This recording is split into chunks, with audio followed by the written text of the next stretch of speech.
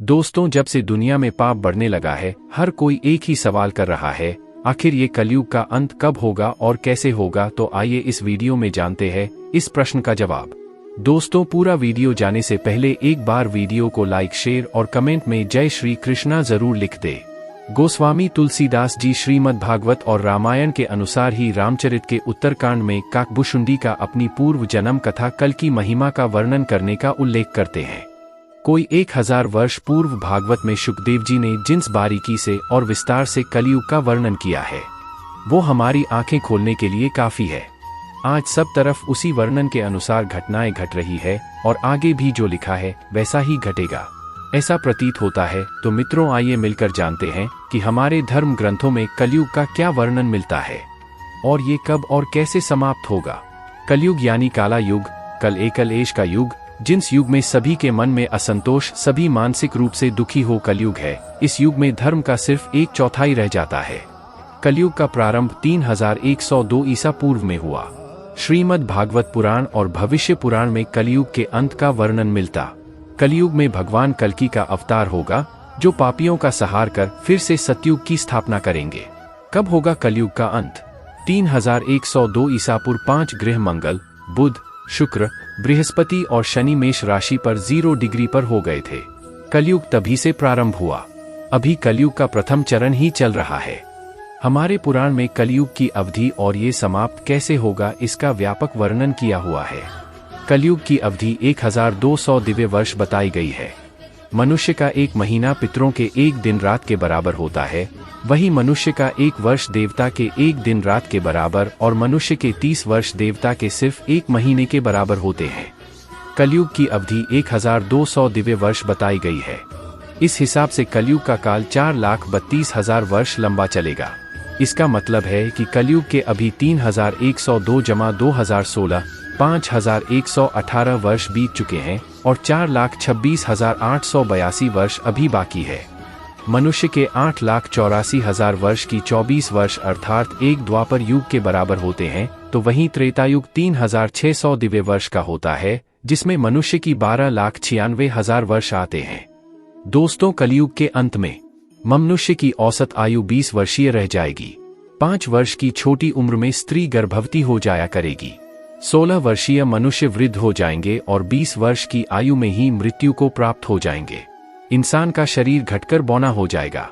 ब्रह्मवैवर्त पुराण में बताया गया है कि कलयुग में एक ऐसा समय भी आएगा जब इंसान की उम्र बहुत कम रह जाएगी, युवावस्था समाप्त हो जाएगी। कली के प्रभाव से प्राणियों के शरीर छोटे छोटे, क्षीण और रोगग्रस्त होने लगेंगे। जिस समय भगवान कल की इस धरती पर अवतरित होंगे, उस समय मनुष्य की परम आयु केवल 20 या 30 वर्ष रह जाएगी। जिस समय कल की अवतार आएंगे, चारों वर्णनों के लोग शूद्र के समान हो जाएंगे। गौमाता भी बकरियों की तरह छोटी छोटी और कम दूध देने वाली हो जाएगी। कलयुग के अंत में मनुष्य क्या खाएगा? कलयुग के अंत में संसार की ऐसी दशा होगी कि अनाज नहीं उगेगा। लोग मछली मांस ही खाएंगे और भेड़ बकरियों का दूध पिएंगे।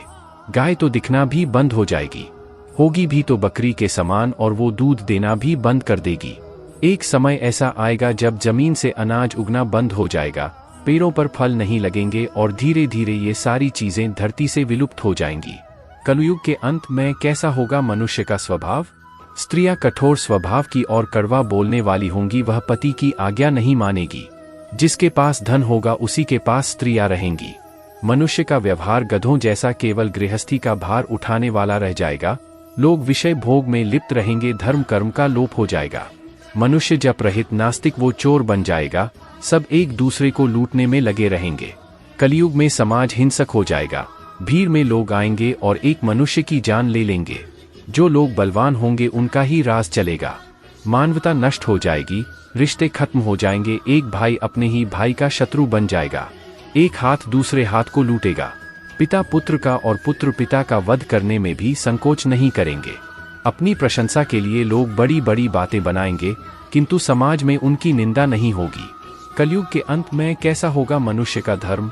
कलयुग में लोग शास्त्रों से विमुख हो जाएंगे। अनैतिक साहित्य ही लोगों को पसंद आएगा। बुरी बातें और बुरे शब्दों का ही व्यवहार किया जाएगा। स्त्री और पुरुष दोनों ही अधर्मी हो जाएंगे। स्त्रियां पतिव्रता धर्म का पालन करना बंद कर देंगी। और पुरुष भी ऐसा ही करेंगे। स्त्री और पुरुषों से संबंधित सभी वैदिक नियम विलुप्त हो जाएंगे।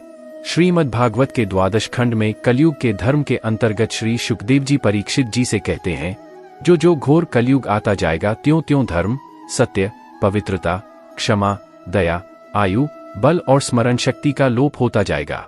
महाप्रलय बहुत काल तक सूखा रहने के बाद कलयुग के अंतिम समय में बहुत मोटी मूसलाधार बारिश होगी, जिससे चारों ओर पानी ही पानी हो जाएगा। समस्त पृथ्वी पर जल ही जल होगा। इसके बाद 1712 सूर्य उदय होंगे और उनके तेज से ये पृथ्वी सूख जाएगी। कलयुग के अंत में भयंकर तूफान और भूकंप आएंगे। लोग मकानों में नहीं रह पाएंगे। लोगों को गड्ढे खोदकर रहना पड़ेगा।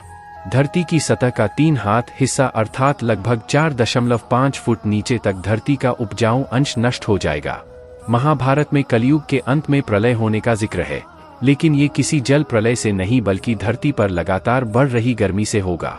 महाभारत के वन पर्व में उल्लेख मिलता है कि कलयुग के अंत में सूर्य का तेज इतना बढ़ जाएगा कि 7 समुद्र और नदियां सूख जाएंगी। संपर्क नाम की अग्नि धरती को पाताल तक जला देगी। सब कुछ बस में हो जाएगा। इसके बाद फिर 12 वर्षों तक लगातार बारिश होगी, जिससे सारी धरती जलमग्न हो जाएगी। दोस्तों, जानकारी पसंद आए तो वीडियो को लाइक, शेयर, कमेंट जरूर करें और हमारे चैनल को सब्सक्राइब करके बेल आइकन को प्रेस कर दें ताकि ऐसी जानकारी आज तक पहुंचती रहे। हमारी पूरी वीडियो देखने के लिए बहुत बहुत धन्यवाद। जय श्री कृष्णा।